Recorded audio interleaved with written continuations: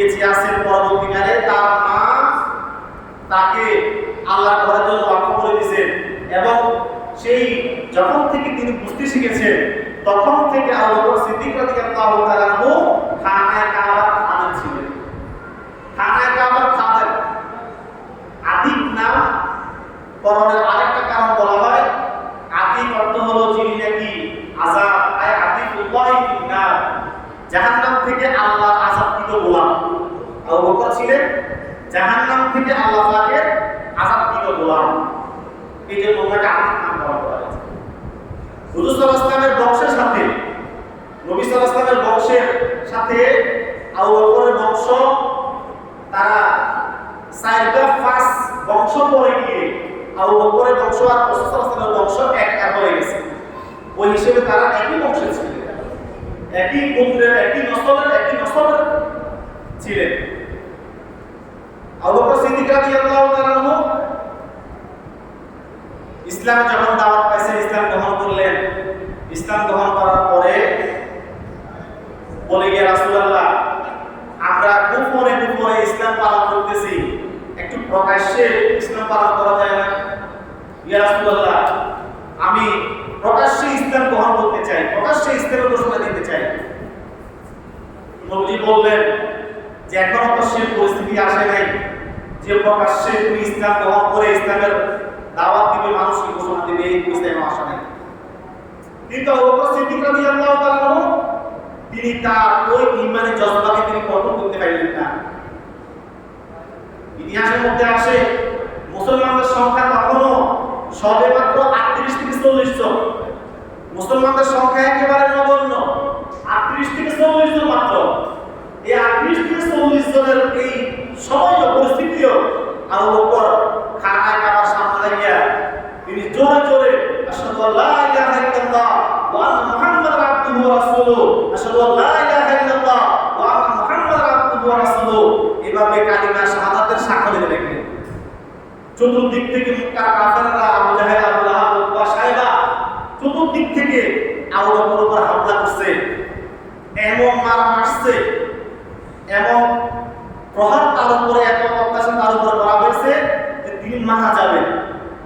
তার উপরে কিছু লোক আইসা বললেন, হে আবু জাহেল, আবু লাহাব, তোমরা আমাদের লোকের উপর হামলা করছো, যদি আবু বকর যদি মারা যায় তাহলে মনে রাখো তোমাদের সাথে আমাদের যুদ্ধ অবশ্যই পাবে, এই যুদ্ধ কেউ ঠেকাতে পারবে না, কারণ তোমরা আমাদের লোকের উপর হামলা করছো। তাকে বাড়িতে আনা হলো, সেবা শুশ্রূষা করা হচ্ছে, তিনি বেহুশ হয়ে গেছেন। তিনি যখন বসে আসলেন তাকে খাবার দেওয়ার জন্য খাবার দেওয়া হলো। তিনি বললেন, তিনি সর্বপ্রথম বসে এসে যে কথাটা বললেন সেটা হলো যে আল্লাহর রাসূল কেমন আছেন। তিনি বসে এসে সর্বপ্রথম যে কথাটা বলছেন সেটা হলো কি যে আল্লাহর রাসূল কেমন আছেন, আমার রাসূল কেমন আছেন। তিনি খাবার দেওয়া হলো, তিনি বললেন যে না, আমি এই খাবার গ্রহণ করবো না যে পর্যন্ত না আমি মুহাম্মদ সাল্লাল্লাহু আলাইহি ওয়াসাল্লামের চেহারা না দেখি। তার মা উম্মুল ফজল বললেন যে বাবা তুমি কিভাবে মুহাম্মদের সাথে তুমি দেখা করবে, অথচ বাইরে কাফেররা টহল দিচ্ছে, তোমার উপর আবার আক্রমণ করবে, যে কোনো ভালো তোমাকে তার হত্যা করতে চায়, তুমি কিভাবে মুহাম্মদের সাথে দেখা করবে, তুমি পারবে না। বলে না মাসা, আমি অবাক হয়েছি যে পর্যন্ত আমি আমার রাসূলের চেহারা মোবারক না দেখা মনের মধ্যে মনকে শান্ত করতে না পারবো, এই পর্যন্ত আমার মুখে এক টুকরা দানা পানি গ্রহণ করা হয় আমি আবু বকরের জন্য আমি হারাম ঘোষণা করলাম। উম্মুল ফজল তিনি দেখলেন যে না, আমার ছেলে কোনোভাবেই তো খাবার গ্রহণ করবে না। তিনি যে কোনো মূল্যে রাতের অন্ধকারে আরেকজনকে সহযোগিতা নিয়ে রাতের অন্ধকারে আবু বকরকে নিয়ে আপনি যায়েদ ইবনে আরকাম রাদিয়াল্লাহু তাআলা ঘরে রাসূলুল্লাহ এবং সাহাবায়ে কেরাম সেখানে বিভিন্ন পরামর্শ করতেন, ইসলামের বিভিন্ন বিধিবিধান কমিটি শুনাইতেন, ইসলামের বিভিন্ন কথা সাহাবায়ে কেরামকে বলতেন। ওই ঘরে রাতের অন্ধকারে আসছেন, নবীজিকে আবু বকর দেখেই জড়াই কান্না শুরু করেছেন, ইয়া রাসূলুল্লাহ। নবীজিও কান্না করতেছেন যে হায় আবু বকর, কি হলো তোমার? মক্কার কাফেররা কি অবস্থা করছে? আবু বকর আর নবীজির কান্নার দিকে দৃশ্য দেখা সকল সাহাবায়ে কেরাম কান্নায় জর্জরিত হয়ে গেলেন, কান্নার রোল পড়ে গেছে। হযরত আবু বকর সিদ্দিক রাদিয়াল্লাহু তাআলা তিনি ইসলামের দাওয়াত দেওয়ার ক্ষেত্রে তিনি এক মুহূর্ত পিছপা তিনি ছিলেন না। এমনকি আশারায়ে মুবাশশারা যে 10 জন সাহাবীকে আল্লাহ তাআলা দুনিয়া থাকতে জান্নাতের সার্টিফিকেট দিয়ে দিয়েছিলেন, ওই 10 জন সাহাবীর মধ্যে উল্লেখযোগ্য 4 থেকে 5 জন সাহাবী আবু বকরের দাওয়াতে ইসলাম গ্রহণ করেছে। বলেন না সুবহানাল্লাহ।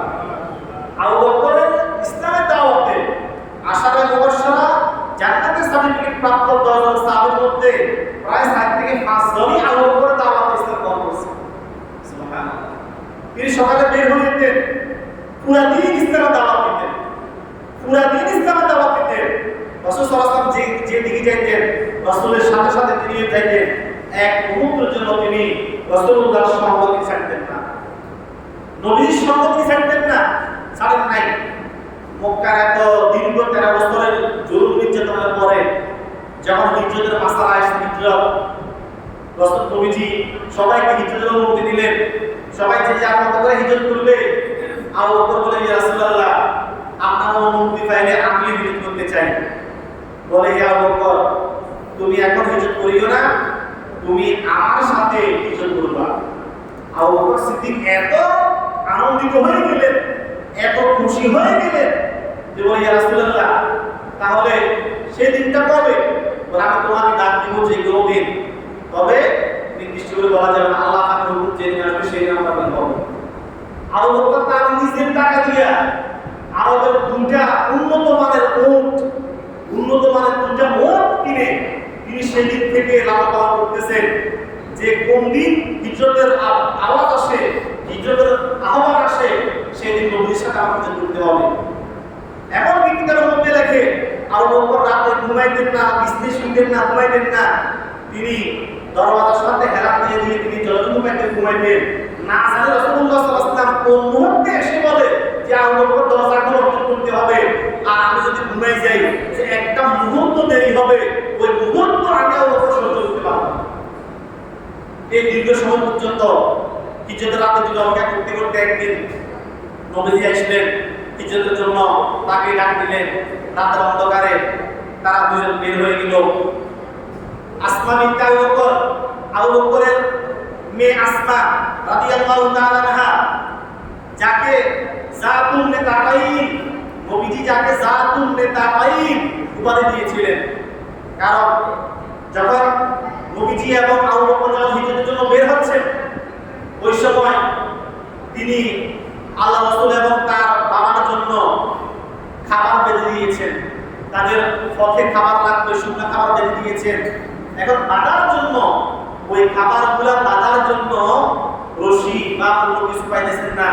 আসমা বিনতে আবু বকর রাদিয়াল্লাহু তাআলা আনহা তিনি তার নিজের শরীরের ওড়নাকে ছিঁড়ে তিনি টুকরা করে ওই ওড়না দিয়ে তিনি ওই হিজরত রাত্রিতে নবীজির জন্য খাবার বেঁধে দিয়েছেন। আল্লাহ রাসূল এটা দেখা তিনি বললেন, হে আসমা, তুমি যা তুমি তাকাই, তুমি দুই ওড়নার মালিক, অর্থাৎ জান্নাতের 2টা ওড়না আল্লাহ তাআলা তোমার জন্য রেখে দিয়েছেন। সুবহানাল্লাহ। তারা বের হয়ে গেছেন। চলতে চলতে তারা গাড়ে হেরার মধ্যে এসে আশ্রয় নিয়েছেন। 3 দিন পর্যন্ত সেখানে থাকবেন।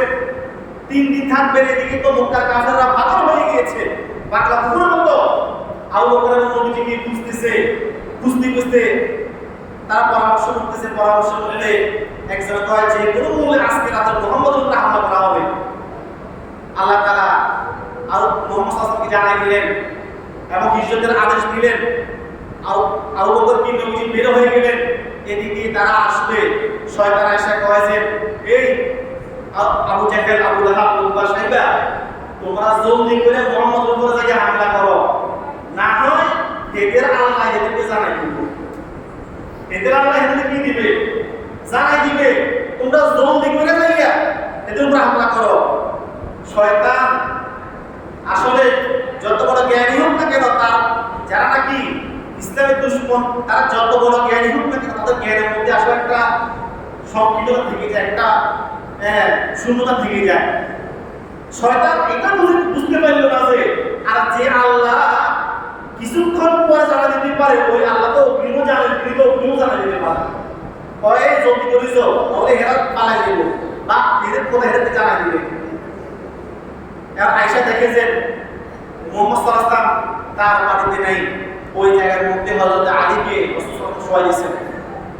হযরত আলীকে রেখে যাওয়ার উদ্দেশ্য হলো যে রাসূল সাল্লাল্লাহু আলাইহি ওয়াসাল্লামের কাছে মক্কার অনেক মুসলমান তো দূরের কথা অনেক কাফের পর্যন্ত নবীদের কাছে তাদের ব্যক্তিগত আমানতগুলো রাখতো, টাকা পয়সাগুলো রাখতো, বিভিন্ন ধরনের বিভিন্ন আমানত তারা রাখতো।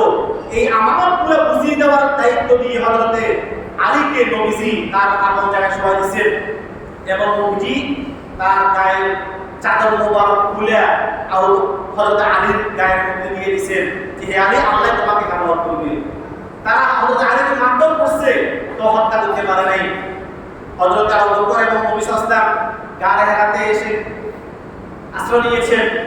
এদিক দিয়ে কাফেররা কুস্তি একেবারে খুব কাছে চলে আসছে, গায়ে হাত একেবারে মুখে চলে আসছে, এতটুকু কাছে আসছে যে আবু বকর বলেন যে আমি তাদের পা দেখতেছি, গুহা তার থেকে আমি কাফেরদের পা দেখতেছি, তাদের চলাফেরার পাগুলো আমি স্পষ্ট দেখতেছি। তারা যদি একটু নিচ হয়ে যদি গুহার দিকে তাকায় তাহলে স্পষ্ট আমাদেরকে দেখে যাবে। আমি ভয় পেয়ে গেছি। আমি তো আমার জন্য ভয় পাই নাই, কারণ আল্লাহর রাসূল সাল্লাল্লাহু আলাইহি ওয়াসাল্লাম আমার সাথে আছেন। এই মুহূর্তে যদি কাফেররা দেখে যায় তাহলে নিশ্চিতভাবে আমাদের হত্যা করে দিবে। হযরত আবু বকর চিন্তিত হয়ে গেলেন। হযরত আবু বকর সিদ্দিক রাদিয়াল্লাহু তাআলা চিন্তিত হয়ে তার চেহারা বিবর্ণ হয়ে গেল। নবীজি বলেন, হে আবু বকর, তুমি চিন্তা করতেছো কেন? তুমি ঘামতেছো কেন? বলে, ইয়া রাসূলুল্লাহ, গুহার বাইরে অনেক মানুষ দেখা যাচ্ছে, আমরা এখানে মাত্র 2 জন। কয়জন? মাত্র 2 জন। বিশ্বনবী বলেন, হে আমার আবু বকর রে, কিন্তু তুমি তো ভুল বলছো, আমরা এখানে 2 জন নয়, আমরা এখানে 3 জন আছি। কারণ আমাদের সাথে আল্লাহ পাক রব্বুল আলামিন আছেন। আল্লাহ তাআলা এই কথাকে আয়াত দিয়ে নাযিল করলেন। সূরা তাওবা 40 নম্বর আয়াত থেকে আল্লাহ তাআলা বলেন, ইল্লা তানসুরু, তারা আল্লাহ পাককে সহযোগিতা করেছিল, আল্লাহর দ্বীনকে সহযোগিতা করেছে। আল্লাহর দ্বীনকে সহযোগিতা করতে গিয়ে তারা জুলুম নির্যাতনের শিকার হয়েছে। কাফেরদের নির্যাতন 13টি বছর তারা সয়ে গিয়েছে। আল্লাহ তাআলা বলেন, ফাকাদ নাসারাল্লাহ, তাদেরকে আল্লাহ পাক সহযোগিতা করেছেন, আল্লাহ পাক সহযোগিতা ঘোষণা করেছেন। ইসরাফাজাহুল্লাযিনা কাফারু, আল্লাহ সহযোগিতা তখন এসেছে যখন নাকি কাফেররা তাদেরকে বের করে দিয়েছে। তারা কাফেরদের ওই জনপদ থেকে বের হয়ে হিজরত করে মদিনায় যাবে। ওই হিজরতের রাত্রিতে আল্লাহ তাআলা তাদেরকে সহযোগিতা করবেন। তখন সানিয়া ইসনাইন মানে 2, সানি মানে দ্বিতীয় ব্যক্তি।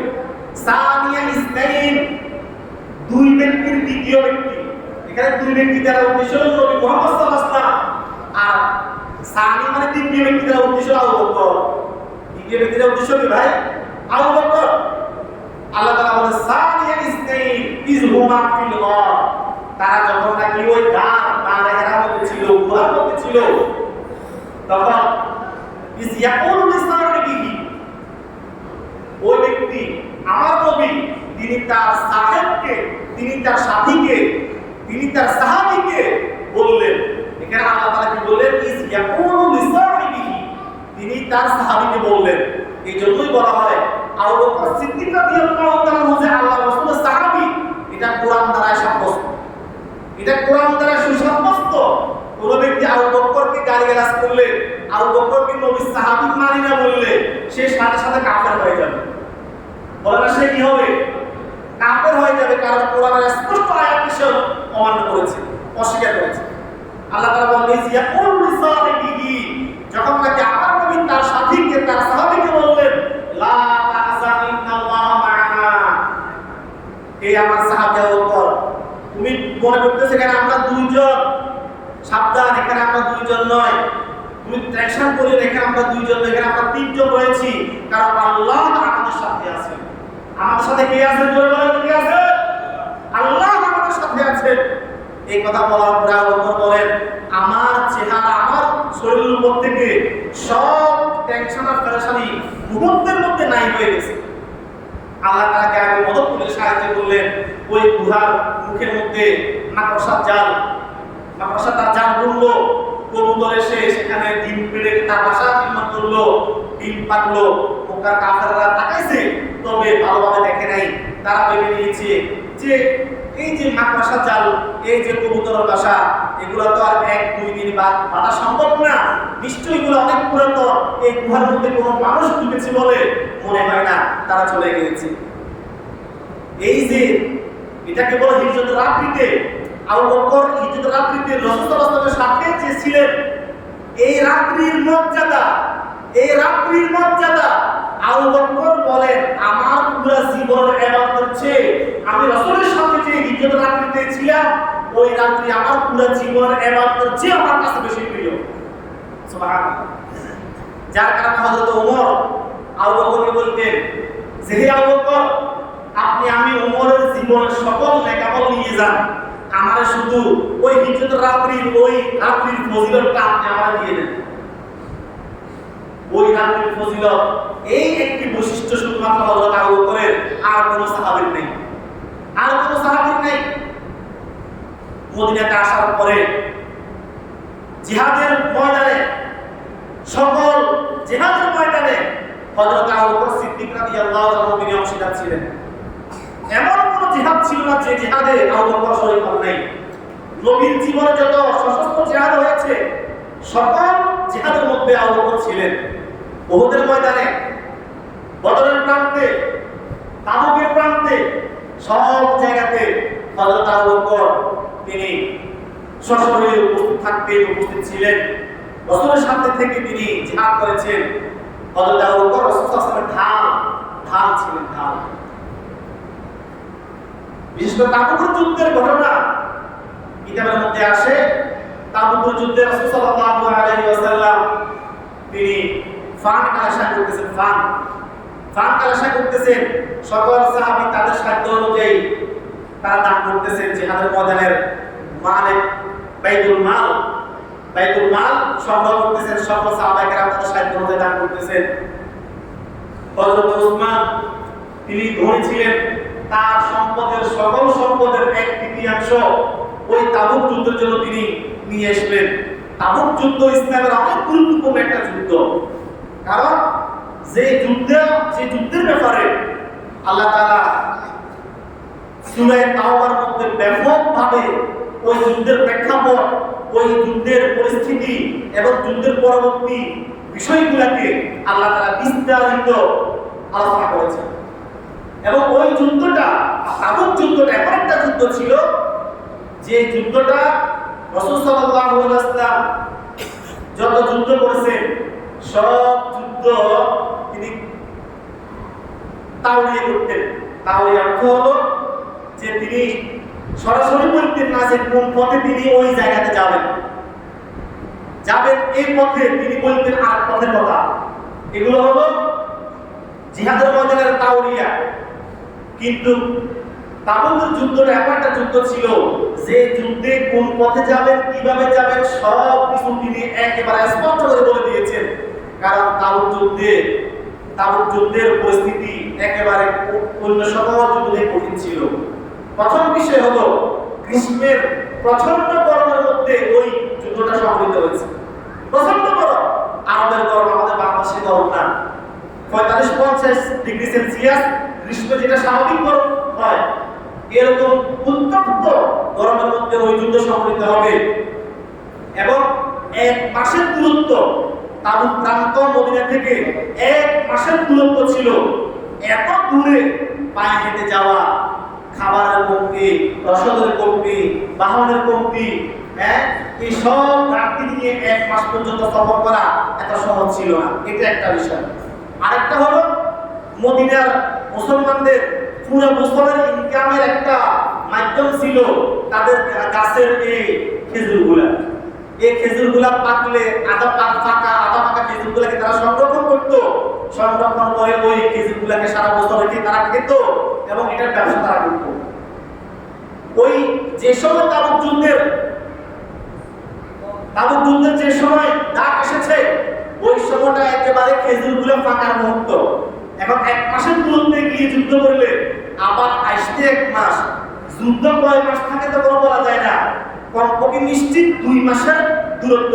এই 2 মাসের মধ্যে খেজুরগুলা বেশি পাইকা গাছ থেকে নিচে পড়ে নষ্ট হয়ে যাবে, এই আশঙ্কা ছিল। এখন পুরো বছরের তাদের পরিবারের খাবারের জোগাড় হলো এই খেজুরগুলা, পুরো বছরে তাদের জীবিকা এটা। এই মুহূর্তে জিহাদের ময়দানে বের হওয়া এত সহজ ছিল না। আর দ্বিতীয়ত যুদ্ধটাও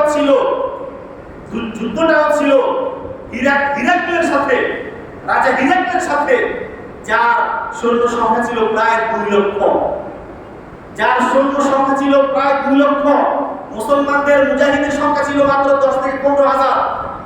2 লক্ষ সৈন্য সামস্ত্র, যারা নাকি অস্ত্র শস্ত্র সজ্জিত, এমন একটা বাহিনীর সাথে যুদ্ধ করতে হবে 1 মাসের দূরত্বে যাইয়া, এই প্রচন্ড গরমের মধ্যে মানসিক চাপ নিয়ে এত সহজ ছিল না, যার কারণে বিশাল বাইতুল মালের প্রয়োজন ছিল। সকল সাহাবায়ে কেরাম আসলেন, তারা দান করলেন, সাদকা করলেন। হযরতে ওসমান তিনি বললেন যে আজকে আমি মন মতো দান করব, মন ভরে দান করব। আমি নিয়ত করেছি আমার সকল সম্পদ 3 ভাগের 1 ভাগ আমি দিয়ে দেব। হযরতে ওমর কয় সম্পদ আমারও আছে, আজকে আমি আমার অর্ধেক সম্পদ আমি আল্লাহর রাস্তায় দিয়ে দেব এবং আমি সবাই থেকে আগে বেড়ে যাব। আবু বকর তিনি তার বাড়ি থেকে সামান্য কিছু টুকটাক কিছু নিয়ে এসেছেন। নবী জিজ্ঞেস করলেন, হে ওসমান তুমি কি নিয়ে আসছো? বলে ইয়া রাসূলুল্লাহ আমি আমার সকল সম্পদের 3 ভাগের 1 ভাগ নিয়ে এসেছি। হে ওমর তুমি কি নিয়ে এসছো? বলে ইয়া রাসূলুল্লাহ আমি আমার সকল সম্পদের অর্ধেক নিয়ে এসেছি। বলে বাহ বাহ মাশাআল্লাহ। আবু বকরকে জিজ্ঞেস করে, হে আবু বকর তুমি কি নিয়ে এসছো? বলে ইয়া রাসূলুল্লাহ আমার ঘরে যা আছে, আমার ঘরে যত সামান আছে, আমার ঘরে একেবারে ছোট থেকে ছোট, বড় থেকে বড় ব্যবহারের যত সামগ্রী আছে না কেন, আমি সবগুলোকে গাঁটটি বাইন্ধা নিয়ে এসেছি। ইয়া রাসূলুল্লাহ এই বস্তুগুলো আপনি আমার পক্ষ থেকে গ্রহণ করুন। নবী জিজ্ঞেস করলেন, হে আবু বকর তোমার পরিবার আছে, সন্তান আছে, স্ত্রী আছে, মা বাবা আছে, তুমি বাড়িতে সব কিছু ঘর থেকে নিয়ে আসছো, করে কি রেখে আসলা? কিছু তো চাইলে না। আবু বকর কয়, ইয়া রাসূলুল্লাহ আমি আমার ঘরের মধ্যে আল্লাহ এবং তার রাসূলকে আমি রেখে এসেছি। তিনি ঘরে কাকে রেখে এসেছেন? আল্লাহ এবং তার রাসূলকে রেখে আসছেন। নবী বলেন, হে আবু বকর তোমার চেয়ে অনেক পরিমাণে বেশি সম্পদ ওমর দিয়েছে, অনেক বেশি পরিমাণ সম্পদ ওসমান দিয়েছে, আর অনেক সাহাবীরা দিয়েছে, কিন্তু আজকের দিনেও তুমি আবু বকর সবার থেকে ফার্স্ট হয়ে গেছো। সুবহানাল্লাহ। এই হলো আবু বকর সিদ্দিক রাদিয়াল্লাহু আনহু, যিনি ইনসাফের ন্যায় বিচারের প্রতীক ছিলেন। হযরত সিদ্দিক আকবর রাদিয়াল্লাহু তাআলা আনহু, যিনি তার বর্ণনা হযরতে আম্মা জান আয়েশা রাদিয়াল্লাহু তাআলা আনহাকে একসময় ইফকের একটা ঘটনা ঘটেছিল। ইফকের ঘটনা, যে ঘটনাকে বলা হয় কোরআন ভাষায় ইফকের ঘটনা। ইফকুল মানে হলো অপবাদ। ইফকুল মানে কি ভাই? অপবাদ। আম্মা জান আয়েশাকে অপবাদ দেওয়া হয়েছিল। একটা ঘটনা ঘটেছে, ওই অপবাদের হাওয়া মুসলিম সমাজের মধ্যে ব্যাপকভাবে মুনাফিকরা ছড়াইতেছিল, আর উস্কাইতেছে, শুধু উস্কাইতেছে। এখন এই অপপ্রচারে কিছু সরল মনা মুসলমানও তারা যোগ হয়ে গেছে। তাদের মধ্যে একজন সাহাবী ছিলেন সরল মনা, তিনি ছিলেন হযরতে মিসতাহ ইবনে আসাসা। মিসতাহ ইবনে আসাসা রাদিয়াল্লাহু তাআলা আনহু, যিনি নাকি মুহাজির সাহাবী ছিলেন, এমনকি বদর যুদ্ধেও তিনি জিহাদ করেছেন, এমন একজন সাহাবী, অনেক জলিলুল একজন সাহাবী। ওই সাহাবী ও মুনাফিকদের অপপ্রচারে তিনি বিভ্রান্ত হইয়া তিনি তাদের সাথে হাওয়া সুর দেওয়া শুরু করছে। এখন 1 মাস পর্যন্ত এই অপবাদের হাওয়া সমাজ মধ্যে চলতেছে। কি এক চরম এক দুর্দিনের দুরবস্থা যে কাটছে মুসলমানদের ওই সময়, এটা ভাষায় বর্ণনা করার মতো না। 1 মাস পরে গিয়ে আল্লাহ তাআলা আয়াত নাযিল করে আম্মা জান আয়েশাকে পবিত্রা, তিনি সতী নারী, পবিত্রা নারী এই ঘোষণা দিয়ে দিয়েছেন। এখন হযরত আবু বকরের মনে এমন কষ্ট আসলো, কি যে লোকটারে আমি প্রতি মাসে মাসে একটা অনুদান তাকে আমি দিই, যে লোকটার প্রতি আমার এত অনুগ্রহ, মিসকা ইবনে আসাসা, যার উপর আমার এত অনুগ্রহ আছে, সে কিভাবে পারলো আমার মেয়ের অপবাদের ঘটনায় মুনাফিকদের সাথে সাথ দিতে, তাদের সাথে অপপ্রচারে লিপ্ত হতে কিভাবে পারলো, মনে খুব ব্যথা পাইছে। এখন তিনি কসম করলেন যে খোদার কসম, মিসকাকে আজ থেকে আমি কোনো দান করব না, তাকে মাসিক যে অনুদানটা আমি দিতে হবে আমি বন্ধ করে দিলাম।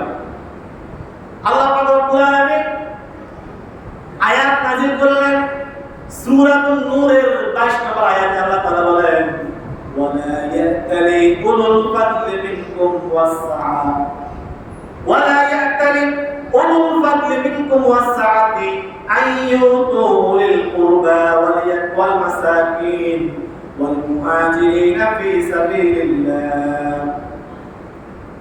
হে নবী, আপনি জানিয়ে দেন, আমার আবু বকরকে জানিয়ে দেন, আমি বলেছি কোন দানশীল ব্যক্তি তার উচিত নয় সে তার দানকে বন্ধ করে দিবে। কার জন্য? উলিল কুরবা, যারা নাকি নিকটাত্মীয় এবং যারা নাকি আল্লাহর রাস্তায় মুহাজির, যারা নাকি মিসকিন গরিব, তাদেরকে দান করা বন্ধ করে দিবে, এটা উচিত হবে না। বরং ওয়ালিয়াফু, তারা যেন মাফ করে, তারা যেন কি করে? তারা যেন মাফ করে। কষ্ট দিছে 16 বছর, কত বছর? 16 বছর। প্রতিশোধ না নিয়ে যদি মাফ করতে পারে, তাহলে এটা কিন্তু কোরআনের আহ্বান। এটা কার আহ্বান? এটা কোরআনের আহ্বান।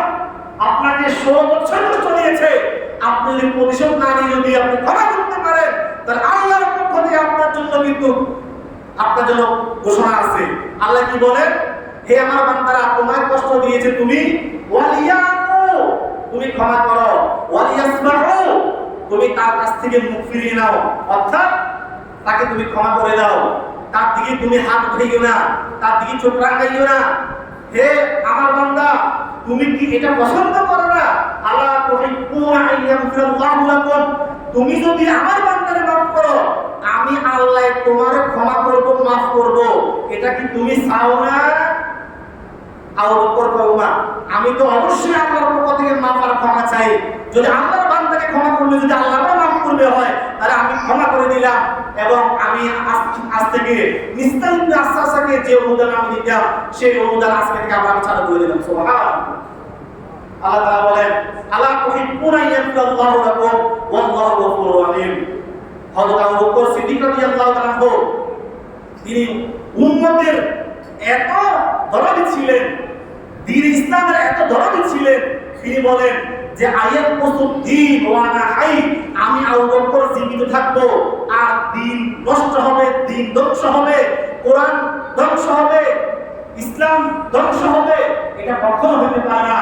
এটা কখনো হবে না যে আমি আবু বকর জীবিত থাকবো আর আল্লাহর নবীর রেখে যাওয়া ইসলাম এক চুল পরিমাণ নষ্ট হবে, এটা কখনো হতে পারে না। আজকের এই দিনেও ওই আবু বকরের আদর্শে আমাকে আপনাকে আলোচনা হতে হবে। ইসলামের জন্য আমার আপনার কিছু করণীয় আছে। ইসলামের জন্য আমাকে আপনাকে সেই ভাষা বলতে হবে, আইয়াত মুসুদ্দিন ওয়া আনা হাই, আল্লাহর রাসূলের রেখে যাওয়া এই কোরআন, এই দ্বীন, এই আমার কষ্ট হবে আর আমি ব্যক্তি বেঁচে থাকবো, এটা হইতে পারে না। ইসলামের জন্য জান যাবে, মাল যাবে, প্রাণ যাবে, সন্তান যাবে, সব দিয়ে দেবো, ইসলাম নষ্ট হতে দেব না। কি বলেন? পারবো না ইনশাআল্লাহ। আবু বকরের সেই আদর্শে নিজে আদর্শবান হয়ে আল্লাহর দ্বীনের জন্য আমাদেরকে আমাদের বাকি জীবন, আমাদের জান, মাল, সম্পদকে ব্যয় করার তৌফিক দান করুন। সকলে বলে